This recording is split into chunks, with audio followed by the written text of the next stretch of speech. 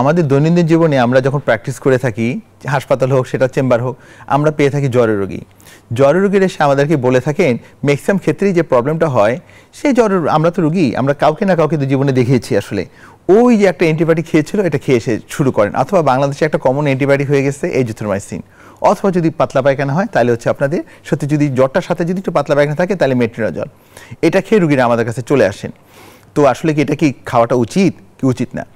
আমি সার্বিকভাবে যদি বলি যে সাপোজ যদি ডায়রিয়া নিয়ে বা জ্বরটা নিয়ে বলি, সর্দি কাশি জ্বর, এখন যেমন এই মুহূর্তে বাংলাদেশে কিন্তু প্রচুর পরিমাণে ফ্লু হচ্ছে, এটার মধ্যে আমরা কোভিড পাচ্ছি, প্লাস কিন্তু কোভিড রিলেটেড কিছু করোনা ভাইরাস যে হচ্ছে আমাদের সেখানে অন্য ভাইরাসগুলো হচ্ছে আমরা কিন্তু পাচ্ছি, এবং এই ভাইরাসগুলো কিন্তু ভাইরাস মানে হচ্ছে ভাইরাল ফিভার, এখানে কিন্তু কোনো অ্যান্টিবায়োটিকের প্রয়োজন নাই।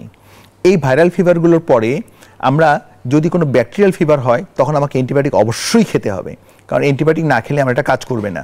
বোঝার সহজ উপায় কি, যদি কোনো জ্বর সর্দি কাশি নিয়ে শুরু হয়, যদি কোনো জ্বর প্রথম দিনই 103-4 চলে যায়, এইটা most likely viral fever, most likely viral fever. কারণ ব্যাকটেরিয়াল ফিভারগুলো যদি টাইফয়েড ধরি আমি, টাইফয়েডটা খুব ধীরে ধীরে ধীরে ধীরে বাড়তে থাকে, 3-4-5 দিন পরে গিয়ে পিকে পৌঁছে যায়।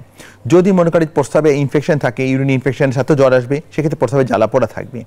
যদি মনে করি যে আমার সেই জন্য নিউমোনিয়ার জন্য হয়, তাহলে জ্বর থাকবে, বুকে ব্যথা থাকবে, কাশির সাথে কফ বের হবে, এই জিনিসগুলো থাকবে, তখন আমার কিন্তু বোঝা যায়।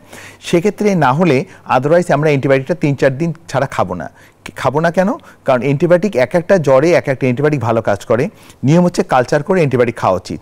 আর ভাইরাল ফিভারে যদি আমি একটা অ্যান্টিবায়োটিক খাই তাহলে যে প্রবলেমটা ক্রিয়েট হচ্ছে, অ্যান্টিবায়োটিকের জন্য তো কোনো দরকার ছিলই না। দেখা হয় কি এই বডিতে যে আমাদের বাংলাদেশে এই মুহূর্তে, শুধু বাংলাদেশ নয় সারা বিশ্বে মেইন একটা প্রবলেম হচ্ছে অ্যান্টিবায়োটিক রেজিস্ট্যান্স। আমাদের মাননীয় প্রধানমন্ত্রীও কিন্তু এই অ্যান্টিবায়োটিকের জন্য কিন্তু সে বারবার বলে যাচ্ছেন। তো অ্যান্টিবায়োটিক রেজিস্ট্যান্সের একটা ইম্পর্টেন্ট ইস্যু। আমাদের পোলট্রি ফার্মে আমরা অ্যান্টিবায়োটিক ইউজ করছি, যথেচ্ছভাবে ইউজ করতেছি, আমরা মাছে দিচ্ছি, মুরগিতে দিচ্ছি, গরুতে দিচ্ছি। যে অ্যান্টিবায়োটিক আমি কিন্তু বিভিন্ন জায়গায় বলে যাচ্ছি যে অ্যান্টিবায়োটিকগুলো মানুষের জন্য লাইফ সেভিং, এগুলো ক্যাটেলসের জন্য, এগুলোর জন্য বন্ধ করে দিতে হবে আমাদেরকে অ্যান্টিবায়োটিকগুলো। এই অ্যান্টিবায়োটিকগুলো যখন দিচ্ছি অ্যান্টিবায়োটিকগুলো রেজিস্ট্যান্স হয়ে যাচ্ছে। আগে ইউরিন ইনফেকশন হতো, আমি সিম্পল সিপ্রোফ্লক্সাসিন দিতাম, আমি যদি তাকে যদি মনে করতাম যে নাইট্রোফেন্টান দিতাম সে ভালো হয়ে যেত। এখন ইউরিন ইনফেকশন পেলে প্রতি মাসে আমরা 2-3টে পাচ্ছি, আমরা মেরুপেনেম দিচ্ছি যেটা এক একটা দাম 1200 টাকা, দিনে 3বার কাজ হচ্ছে না, ট্যাজোবেক্টর পাইপারসিলিন চলে যাচ্ছে, কাজ হচ্ছে না, 3-4বার অ্যান্টিবায়োটিক দিতে হচ্ছে, রোগী আইসিইউতে পর্যন্ত চলে যাচ্ছে। তো প্লিজ সর্দি কাশি হলে আমরা অ্যান্টিবায়োটিক খাবো না, খাবো না, খাবো না। কারণ আমি মনে করলাম যে কী দরকার আছে ডাক্তারের কাছে যাওয়ার, আমি কটা টাকা সেভ করি। আপনার বাচ্চা ঘরে, আপনার অনেক টাকা থাকবে, আপনার বাচ্চা অ্যান্টিবায়োটিকের অভাবে কিন্তু, চিকিৎসার অভাবে কিন্তু মারা যাবে। প্লিজ প্লিজ প্লিজ যথেষ্ট অ্যান্টিবায়োটিকের ব্যবহার করবো না আমরা।